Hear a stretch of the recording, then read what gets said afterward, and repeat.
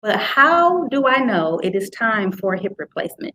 That's a great question. It's the most, and Kelly, it's what I struggle with to give you an answer, and because I can't feel the pain that you're having, Mm, but I try to give you guidelines. I try to give you an idea of what it is we need, what do with the surgery, and then also things that I like to say is how it's affecting your life.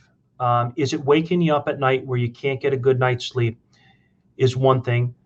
Is it pain that prevents you from having reasonable function? Things that you used to enjoy doing, walking your dog, uh, going to the store, going out to a restaurant, things that are common life up until last year, but hopefully become sooner than later.